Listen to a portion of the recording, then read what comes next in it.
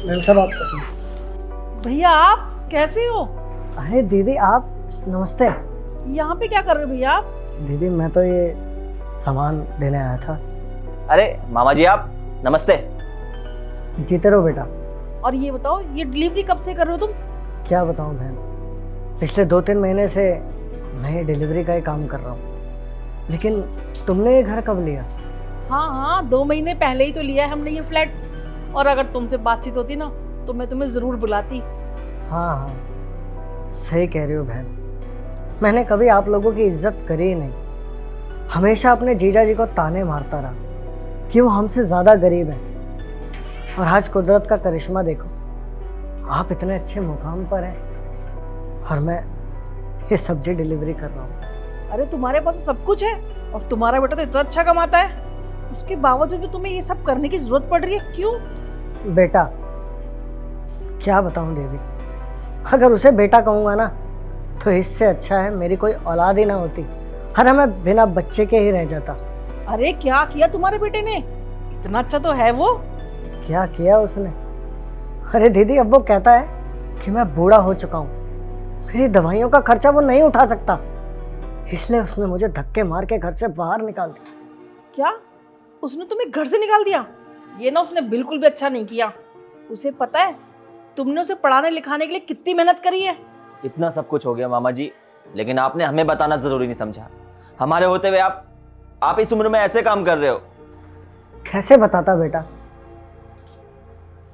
तुम लोगों को तो मैं इतना जलील करता था, मेरी हिम्मत नहीं हुई कि मैं तुम्हारे पास आके मदद मांग सकूं। इसलिए मैंने ये सब्जी डिलीवरी का काम शुरू कर दिया। बेटा वो कहते हैं ना, इंसान को अपने कर्मों की सजा यहीं भुगतनी पड़ती है। मैं तुम लोगों को कितना जलील करता था और आज देखो उसका असर मेरे ऊपर भी हुआ है। ठीक है मामा जी, मैं मानता हूँ कि हमारे परिवारों के बीच में सब कुछ सही नहीं था, लेकिन हम आखिर है तो एक ही परिवार ना। हमें एक दूसरे के सुख दुख में एक दूसरे का साथ तो देना ही होगा। अब छोटी मोटी लड़ाइयाँ कहाँ नहीं होती हैं, हर जगह होती हैं। इसका मतलब ये थोड़ी ना कि अगर हमारा कोई सगा संबंधी दुख में है तो हम उसका साथ ही ना दें। मामा जी देखिए, परिवार के हर सदस्य का फर्ज बनता है कि वो एक दूसरे का ख्याल रखे।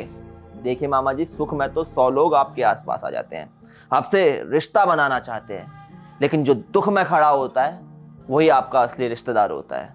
मामा जी अगर हमारे होते हुए आपको ऐसे काम करने की जरूरत पड़ेगी तो फिर क्या फायदा हमारे होने का? आपके बेटे और हमें फर्क ही क्या रह जाएगा?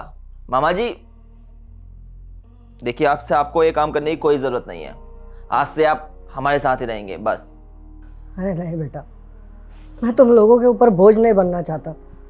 मामा जी इसमें बोझ वाली या एहसान वाली बात कहाँ से आ गई? देखिए, आपके बेटे ने आपके साथ गलत किया है और उसे उसकी सजा मैं दिलवा के रहूंगा, लेकिन जब तक आपको आपका हक नहीं मिल जाता तब तक आप हमारे साथ ही रहेंगे, क्योंकि सिर्फ हमारा ही घर नहीं बल्कि आपका भी घर है। अरे भैया, कोई भाई भी कभी अपनी बहन पे बोझ बनता है? हैं? चलो आओ आप।